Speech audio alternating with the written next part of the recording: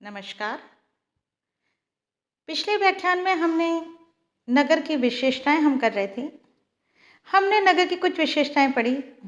जनसंख्या की बहुलता, जनसंख्या की विभिन्नता, व्यवसायों की बहुलता एवं विभिन्नता, श्रम विभाजन एवं विशेषीकरण, नैतिक संबंधों की प्रधानता, कृत्रिमता आदि। आज हम उससे अगली कड़ी में, इसी कड़ी में चलते हुए उसकी और भी जो नगर की विशेषताएं हैं उनको समझेंगे। उनमें है सबसे पहले गतिशीलता। नगरों में सामाजिक एवं भौगोलिक गतिशीलता अधिक पाई जाती है। शहरी लोग एक स्थान छोड़कर लाभ के लिए अन्य स्थानों पर जाने के लिए तैयार होते हैं। उनमें स्थान के प्रति कम लगाव पाया जाता है। हम देखते हैं कि गांव में लोग अपने स्थान को छोड़कर कहीं जाना नहीं चाहते, लेकिन नगर में व्यक्ति अपने लाभ के लिए एक स्थान से दूसरे स्थान पर जाने को तत्पर रहते हैं। वे अधिकाधिक मुनाफा कमाना चाहते हैं, अधिकाधिक तनख्वाह चाहते हैं और उस आधार पर उनमें गतिशीलताएं अधिक पाई जाती हैं। नेक्स्ट हम देखेंगे विभिन्नता। नगर विभिन्नताओं का केंद्र होता है।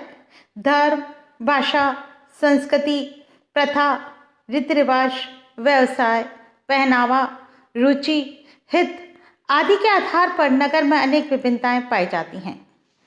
हमने पहले भी देखा कि नगर में जब संस्कृति की विभिन्नताएं हम देखते हैं तो वहीं पर जहां अलग अलग क्षेत्र से आए हुए व्यक्तिमान विद्यमान हैं, तो उस क्षेत्र से संबंधित उनके धर्म होता है या विभिन्न धर्मों के लोग वहां पर रहते हैं, क्योंकि धार्मिक आधार पर हमारे भारतवर्ष में धार्मिक स्वतंत्रताएं दी गई हैं। किसी भी धर्म को व्यक्ति मान सकता है, किसी भी भाषा को वो बोल सकता है।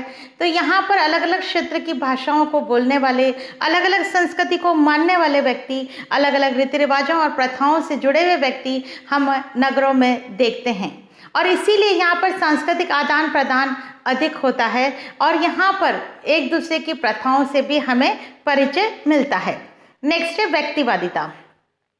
नगर में सामूहिक एवं सामुदायिक जीवन की अपेक्षा व्यक्तिवादिता अधिक पाई जाती है। प्रत्येक व्यक्ति समुदाय की अपेक्षा स्वयं की ही अधिक चिंता करता है।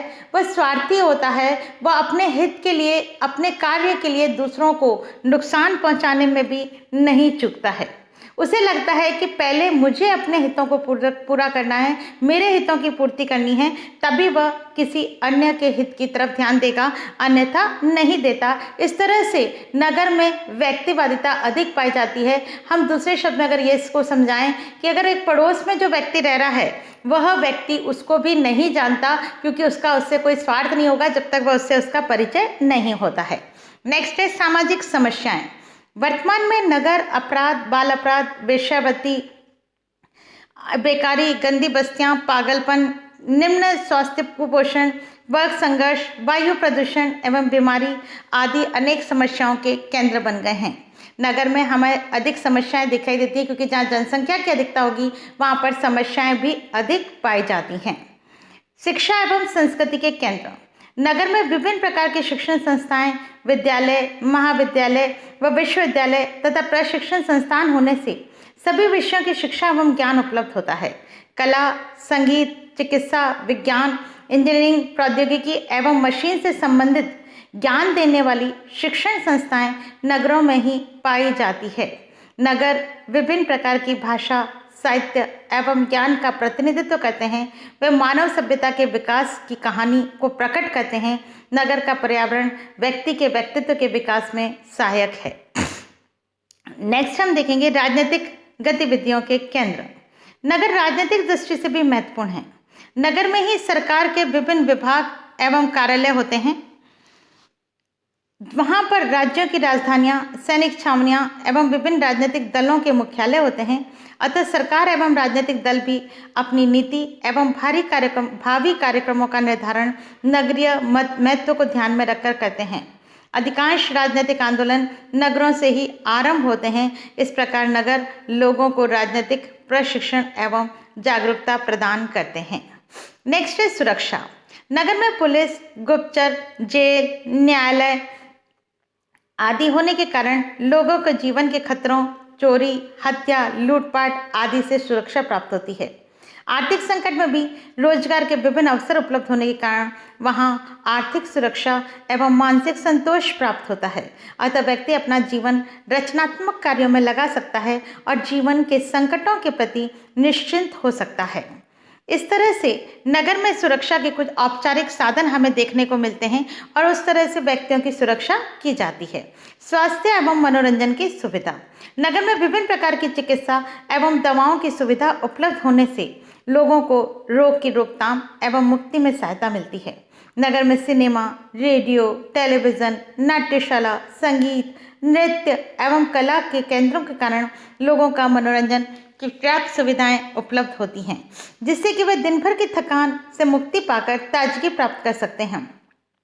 नगर में ही बाग बगीचे, उद्यान एवं विभिन्न प्रकार के खेल कूद की सुविधाएं उपलब्ध होती हैं, जो स्वास्थ्य की दृष्टि से अत्यावश्यक है। आधुनिक वैज्ञानिक आविष्कारों ने मानव को रोग मुक्त करने में अभूतपूर्व सफलता प्राप्त की है और ये सुविधाएं नगरों में ही उपलब्ध हैं, क्योंकि नगरों में स्वस्थ वातावरण, कृषि का या पेड़ पौधे नहीं होने के कारण उन्हें उद्यान में जाना पड़ता है। इस तरह से नगर के लिए मनोरंजन के लिए भी व्यक्ति को पैसे खर्च करके अपने मनोरंजन क्लब, सिनेमा आदि में जाकर वह अपने आप का मनोरंजन करता है। नेक्स्ट है मानव सभ्यता के पोषक। नगरों में विभिन्न प्रकार की शैक्षणिक एवं सांस्कृतिक संस्थाएं होने के कारण वहाँ सभ्यता का विकास होता रहा है। विश्व की उच्च एवं विकसित सभ्यताएं नगरों में ही फैली एवं फूली हैं। नगरीय सभ्यता के निर्माता एवं पोषक रहे हैं, अतः वे मानव समाज के विकास के प्रतीक हैं। नगरों के विकास की कहानी सभ्यता के विकास की कहानी भी है। नगरों में धर्म एवं परिवार का कम महत्व पाया जाता है। शिक्षा के कारण लोग नगरों में कर्मकांड, पूजा पाठ, यज्ञ हवन और अनुष्ठान में अधिक रुचि नहीं रखते। वे ईश्वर के बजाय अपनी स्वयं की शक्ति में विश्वास करते हैं। परिवार की तुलना में व्यक्ति को अधिक महत्व देते हैं, क्योंकि जहां परिवार पहले समस्त कार्य परिवार के द्वारा ही किए जाते थे, लेकिन नगर में वे कार्य भी दूसरी संस्थाओं के द्वारा किए जाते हैं।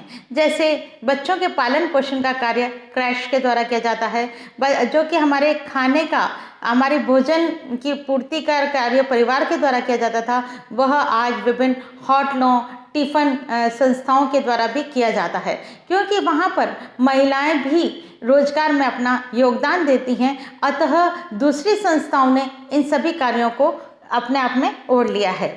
आज जो नगरों में रहने के लिए छात्रावास की सुविधाएं हैं, जिनमें बच्चों को डाल दिया जाता है उनकी स्टडी के लिए, और उनके अन्य जो आवश्यकताओं की पूर्ति भी छात्रावास में आसानी से की जा सकती है। इसलिए भी परिवार का महत्व कम हो गया है। प्रतिस्पर्धा। नगरों में गांवों की अपेक्षा जीवन के आर्थिक, सामाजिक, राजनीतिक आदि सभी क्षेत्रों में प्रतिस्पर्धा दिखाई देती है। हर व्यक्ति जीवन को आगे बढ़ने की होड़ में भागता दिखाई देता है। नगरों में एक दूसरे से आगे बढ़ने की होड़ लगी रहती है और इसीलिए यहाँ पर प्रतिस्पर्धाएं हमें अधिक देखने में मिलती हैं। आर्थिक विषमता। नगरों में हमें गरीब और अमीर के बीच गहरी खाई दिखाई देगी। एक तरफ ऐसे लोगों की बहुलता है जो भोजन, वस्त्र और मकान की सुविधाएं भी पूरी तरह नहीं जुटा पाते, तो दूसरी तरफ बहुत संपन्न लखपति व करोड़पति नगरों में भी होते हैं, और एक तरफ मजदूर वर्ग है तो दूसरी तरफ पूंजीपति वर्ग। यहाँ मकानों की बनावट यह साबित कर देती है कि यह एक अमीर वर्ग के लोगों का घर, ये कॉलोनी है, और मकानों की जो दूसरी बनावट है वह बता देगी कि ये गरीब लोगों की बनावट है, क्योंकि बाहर से बहुत अधिक साज सज्जा, चकाचौंध इस तरह के जो मकान बने होंगे वह उनमें अपने आप को विभिन्नता को बताते हुए हमें दृष्टिगोचर हो जाते हैं।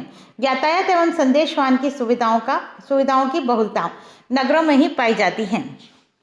हम अगर देखें कि फैशन के प्रति लगाव नगरों की विशेषता है। मकान, वस्त्र, केश विन्यास व कला के क्षेत्र में नगरों में कई प्रकार की फैशन देखी जा सकती है, और यहीं से ये फैशन कुछ समय पश्चात गांव में प्रसारित होती है। इस तरह से पार्क ने अपनी नगर की विशेषताएं दी। अब हम नेल्स एंडरसन ने भी इसके अतिरिक्त कुछ और विशेषताओं का उल्लेख किया है। उनमें है मुद्रा अर्थव्यवस्था। आधुनिक नगरों में मुद्रा अर्थव्यवस्था पाई जाती है। इसके फलस्वरूप व्यापार का कार्य सुविधा से होता है। विनिमय के लिए सामान को लाद कर एक स्थान से दूसरे स्थान पर नहीं ले जाना पड़ता। इसके कारण धन का संचय भी होने लगता है, जो व्यक्ति की शक्ति का परिचायक बन गया। दूसरा है लिखित आलेख। नगरों में मुद्रा के प्रचलन एवं व्यापार के प्रसार के साथ साथ लेखन कार्य व कागज का प्रचलन बढ़ा। अब मनुष्य अपने हस्ताक्षर और मोहर से जाना जाने लगा। कागज पर समझौते होने लगे और आलेख अस्तित्व में आए।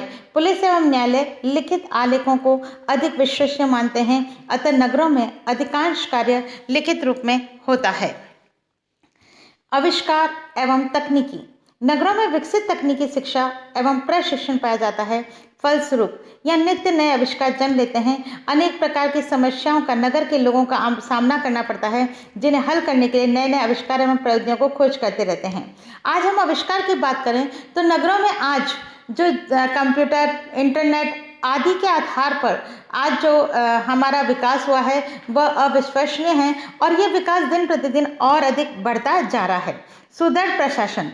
नगरीय जीवन की जटिलता एवं समस्याओं के समाधान के लिए वहाँ सुदृढ़ प्रशासन की आवश्यकता महसूस होती है। सुरक्षा, न्याय, पुलिस, पानी, बिजली, शिक्षा, व्यापार, स्वास्थ्य, यातायात, संचार, सफाई एवं सार्वजनिक कल्याण की देखरेख आदि के लिए सुदृढ़ प्रशासन का होना आवश्यक है। और अंतिम है सांस्कृतिक आविष्कार। नगर सांस्कृतिक आविष्कार के भी जनक हैं और वहाँ से नए नए सांस्कृतिक परिवर्तन ग्रामों की ओर जाते हैं। नगरों में विभिन्न संस्कृतियों के संपर्क एवं पर संस्कृतिकरण की प्रक्रिया के कारण संस्कृति में परिवर्तन, परिष्कार एवं परिवर्तन होते रहते हैं। इस तरह से हमने देखा कि नगर की क्या क्या विशेषताएं हैं।